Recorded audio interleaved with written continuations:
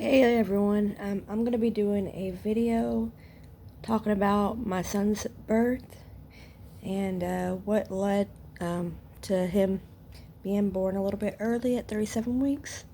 Um, First of all, he was considered a IGUR or IUGR baby, which is basically he was um, growth restricted in utero. But my pregnancy, like he was always a little bit on the small side, and so it was considered high risk. So I was going to get ultrasounds every 2 weeks. I mean, not every 2 weeks. My bad, twice a week.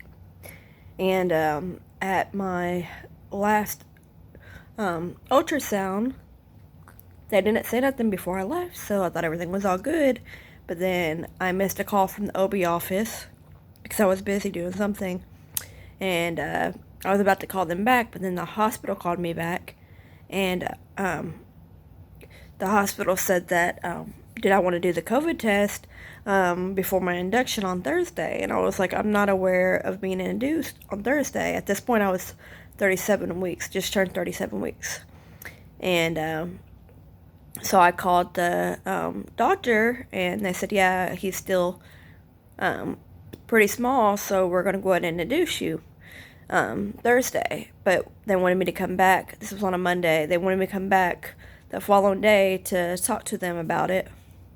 And so I was overwhelmed and thinking the worst. I was thinking he was really, really, really small, and he was going to have to be in the NICU, and or I might have had a C-section. I was just everywhere, and I was just worried. And yeah, so I had to call my other kid's father and tell him the situation, tell him that he would obviously have to keep the kids for a little bit, and he was fine with that.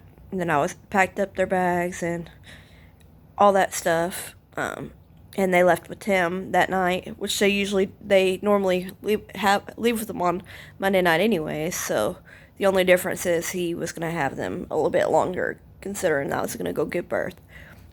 But so yeah, so they left with their daddy Monday night, and then Tuesday I went to the doctor, and they told me that I actually had to be there Wednesday night at 10 o'clock instead of Thursday.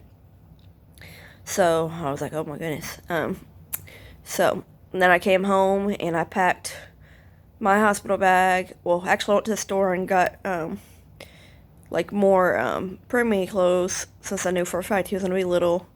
And everything I needed got from the store, and then I came back and packed my hospital bag and his diaper bag and got everything ready. And then the next day, I just pretty much was just in a daze. I was just nervous and everything. So that night, my dad took me and my mom and went to the hospital and got there at 10, but they didn't have no rooms ready, so we had to wait till 11 for them to get a room ready. And then they took us back there, and they started, it's called a Citadel, or something like that. I can't remember exactly. It was something like that, where it's like a little pill, and she cut it in fours, and they have to put it inside you, try to thin out your stuff, your cervix. And so did that, and at that point I was a 1 and nothing. And then when they checked again, I think 3 hours later, I was like 20%, and they put another one in. And long story short, pretty much when the doctor came in that following morning, he went and broke my water. And once he broke my water, that's when the pain got like intense, like really intense. So I went ahead and asked for an epidural. And the epidural, which I don't remember, it's been 9 years, but I didn't remember, like it felt like a clicking sensation in my back. And it was it was uncomfortable, and it just wasn't a good feeling. And I was so worried that something bad was gonna happen, but I'm glad it didn't. But after that, it took about 30 minutes to an hour for it to fully cook in. And then, like, she went to go check me. And basically, it took me 3 hours to go from, what, I think I think it was 2 hours from a 1 to 3. And then 2 hours from 3 to 6. But then, when she checked me when I was 6, and she went somewhere, it was less than a couple minutes, like literally 2 minutes. She came back and checked me because I was having some like strong like pressure, and sure enough, I was 100% effaced, and I was at a 10, ready to push, and I was like, oh my gosh, that's crazy. Literally 2 minutes, like, oh my gosh. So then barely got my legs up there, and the OB, he barely got to make it in before the baby started coming. I wasn't even pushing. Like, he literally was like coming by himself, I guess, cause due to the contractions, and then I was like shaking terribly. Um, but then he was born, and I didn't have no tears, so I didn't need no stitches, and he he was a healthy little dude. He's healthy. Um, Watch him right now. He's sleeping, making cute little faces. But anyways, they weighed him, and he is 5 pounds 1 ounce and 18.5 inches, and he didn't need no help with nothing. He didn't have to go to the NICU. He hasn't had no medicine. Um, he did good. His jaundice levels was good at the hospital. Um, they had to check his, with him being little, they had to check his blood sugar, and he was good with that. And, the only problem he had to do was like the formula that they first started him on. It kind of made his stomach upset, so he had to go switch to Pro Sensitive, and he did good on that after he did that. And he's just a great baby. He hardly ever cries. Um, he's just sweet, super sweet little baby boy. He sleeps pretty good. He's really easygoing. I just adore him. He's precious. I would show him on the camera, but due to certain things, I can't put him on the computer, like the internet. But anyways, today let me rewind. So he was born Thursday, the 14th, and we got to go home Saturday, the 16th, and his siblings got to meet him. We video chatted him, so they got to see him, but they got to meet him in person, and they all love and adore him. And yeah, so we just been enjoying his little self and watching him and all his little movements and his little cute little expressions. And his siblings had to go back to their daddy's house yesterday, and me and him's been just enjoying each other. Yes.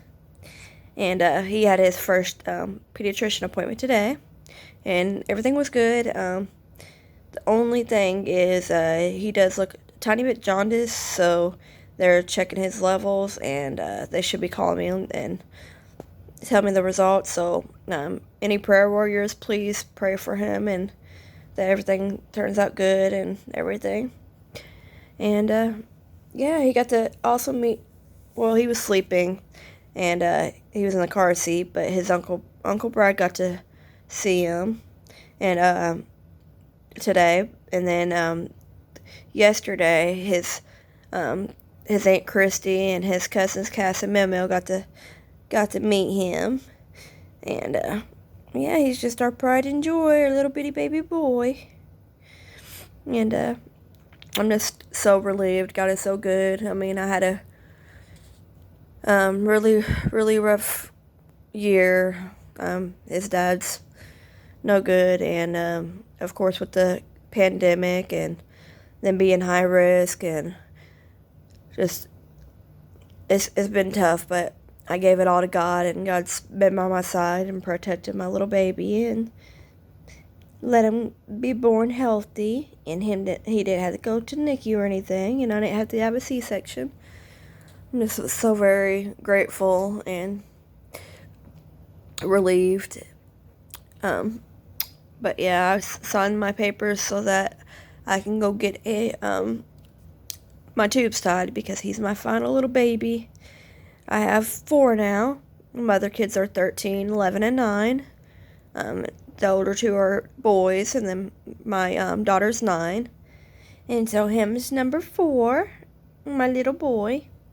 And yeah, so I'm content, and our family's complete, and we're just enjoying every moment because we know that they grow so fast, so very fast. I can't believe he's almost a week already. I just love him so much. I'm just so grateful for him. And I know whatever comes our way, that God will help us. And I'm just so blessed. In the end. But yeah, I know I don't constantly make videos, but I'm going to try to start doing more and more videos and everything. And so if y'all want to, y'all can like this video and subscribe and leave some comments, and I'll probably make another video in a day or two if I find something that I need to put on there. But yeah, let me see his little legs. Alright, God bless. Bye.